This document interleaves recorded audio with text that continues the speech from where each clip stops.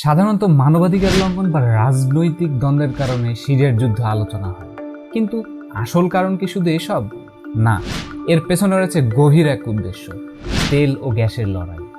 আসুন জানি কিভাবে এই শক্তির খেলা সিরিয়ার ভবিষ্যৎকে নিয়ন্ত্রণ করছে।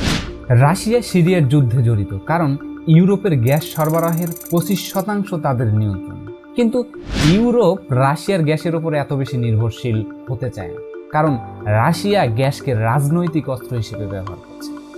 আর এ কারণেই ইউরোপের রাশিয়ার বিকল্প গ্যাস সরবরাহকারী হিসেবে কাতার ও ইরান এগিয়ে আসে। আর এখানে সিরিয়া গুরুত্বপূর্ণ হয়ে ওঠে কাতার ও ইরানের গ্যাস পাইপলাইনের পরিকল্পনা। কাতার 2009 সালে রাশিয়াকে পাশ কাটিয়ে সস্তায় গ্যাস ইউরোপে পাঠাতে চেয়েছিল, কিন্তু আসাদ সরকার তা হতে দেয়নি। আর অন্যদিকে ইরান সিরিয়ার সাহায্যে তার পাইপলাইন প্রকল্প বাস্তবায়ন করতে চেয়েছিল। 2011 সালে যুক্তরাষ্ট্র, ফ্রান্স, কাতার, সৌদি আরব, তুরস্ক ও ইংল্যান্ড একত্রিত হয়ে আসাদ সরকারের পতন ঘটানোর জন্য ফ্রেন্ডস অফ সিরিয়া কোয়ালিশন গঠন করে।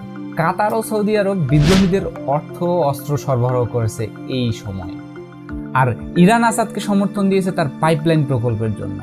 অন্যদিকে তুরস্ক সিরিয়ার যুদ্ধের মধ্যে গ্যাস সরবরাহের জন্য নিজেদের স্বার্থ রাখে।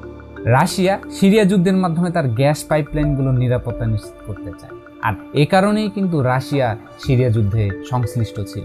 সিরিয়ার যুদ্ধ কেবল রাজনৈতিক সংগ্রাম নয়, বরং এটি তেল, গ্যাস এবং ভূ রাজনৈতিক স্বার্থের এক বৃহত্তর যুদ্ধ।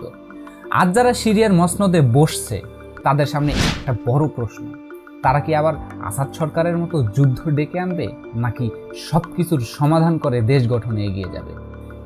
সিরিয়ার ভবিষ্যৎ নির্ভর করছে এই সিদ্ধান্তের উপর, যেখানে একদিকে শক্তিশালী আন্তর্জাতিক শক্তির ভূমিকা, অন্যদিকে দেশের অভ্যন্তরীণ পুনর্গঠন ও স্থিতিশীলতার চ্যালেঞ্জ।